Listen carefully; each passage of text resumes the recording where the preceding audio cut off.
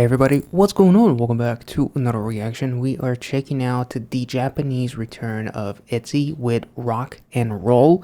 Very excited about this one. Unfortunately, much like is the case with most Japanese releases from JYP, I don't seem to find any captions for this one, so we'll probably just talk a little bit about the visuals themselves, which do tend to be ITZY as well as Twice, and just in general, JYP in general.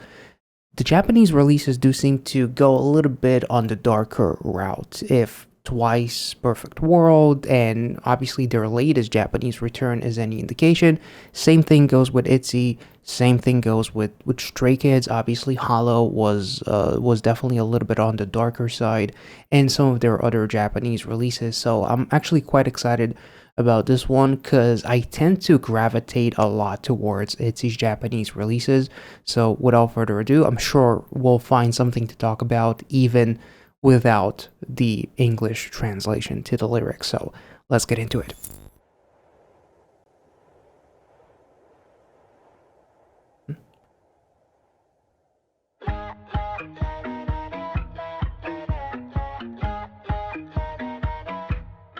We gotta power up. Everything's possible. Ooh.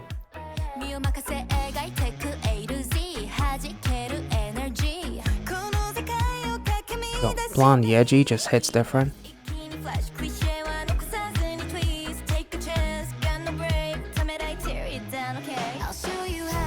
Ooh. Oh, that's beautiful. Yo, this feels like a wannabe reference or something.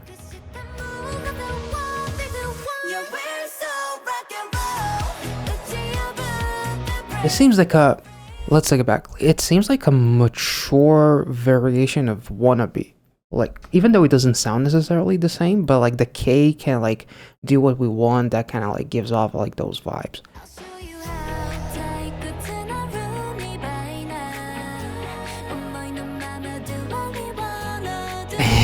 Like, I also just did... It's a piece of cake. That's definitely like a reference to cake.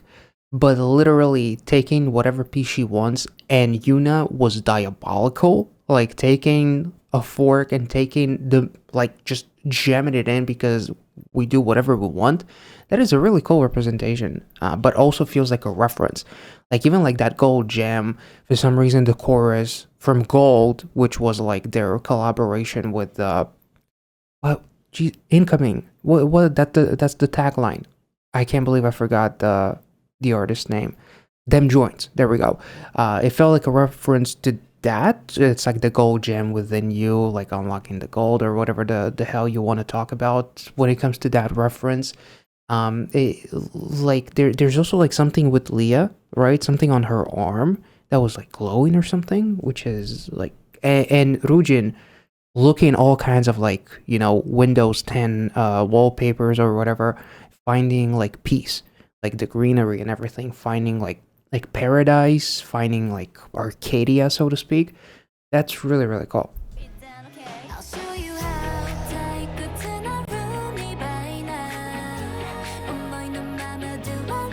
And there's got to be a reference to like the fork being gold too. Ooh.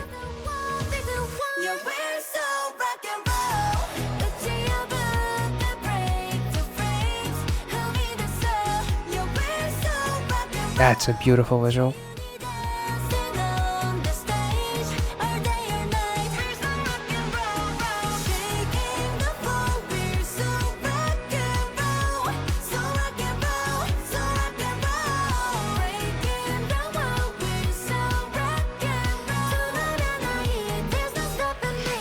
Damn.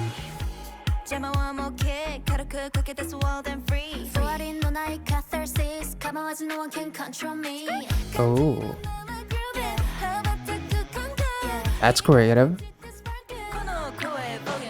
She's literally finding Nirvana or something.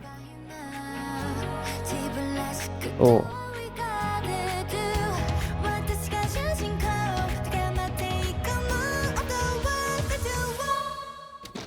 Oh, that was nice.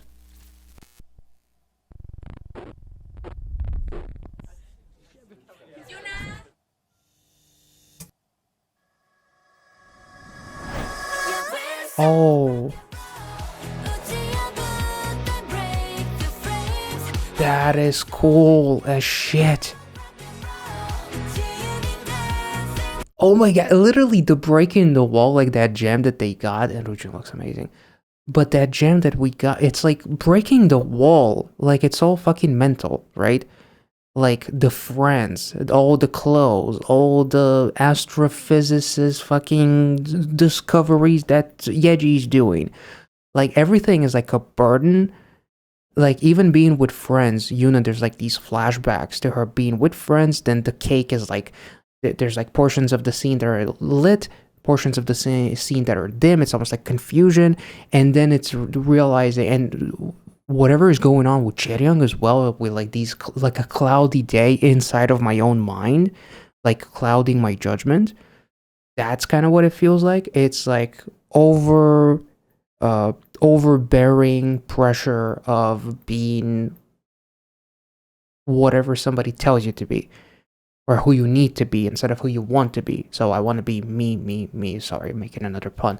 But it legitimately feels like the accumulation of like various ITZY uh, music videos combined into one. Because there's definitely like cake reference, gold reference, wannabe reference.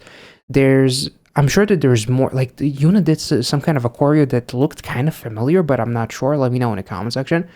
But like the clothes with Leah, they're like overbearing. Like who am I supposed to be? And she's collapsing, you know, and then letting go of all of that and realizing that it's all inside of your own fucking head. And then they're dancing in that structure where they took the gem from in the beginning.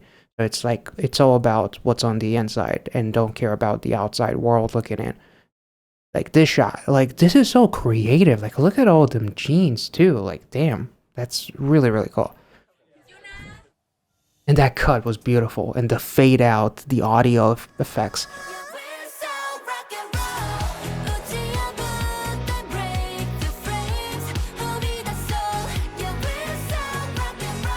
Ooh, there's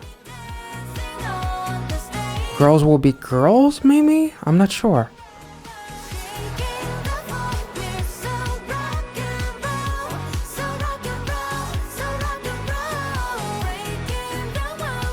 Breaking the wall. There we go. Ooh. Ew.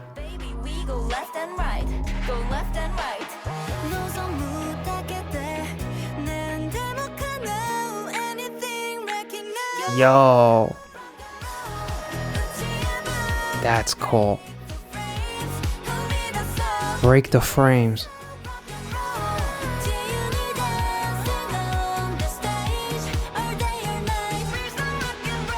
Yo. The choreo and the facial expressions are so fun.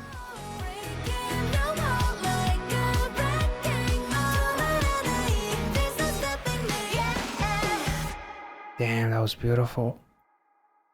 Yeah, put the crown on. That was beautiful. And literally they found that Nirvana basically that Rujin ironically was looking for. This was honestly like one of their most wholesome songs while still having like a darker element to it. I really enjoyed this music video.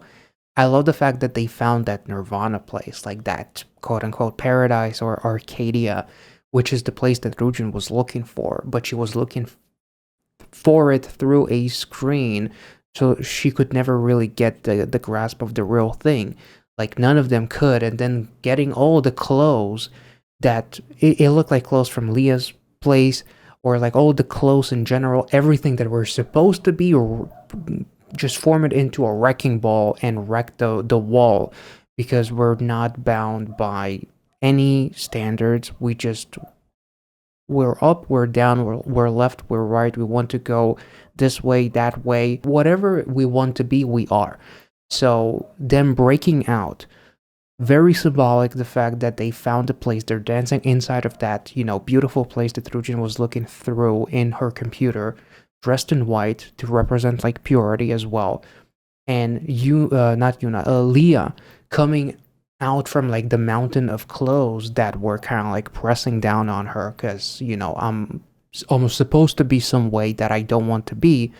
And then she's happy, and you see like she looks very prestigious, like the dress is kind of like fancy, and like the pearls or the necklace and everything is kind of like a little bit more high end. This is who I want to be today. I love like it's almost like they turned like uh the question of what is like to be happy or how to escape depression, almost like as this like existential, like scientific problem that Yeji is like trying to figure out, like this place, and that place was inside of us all along.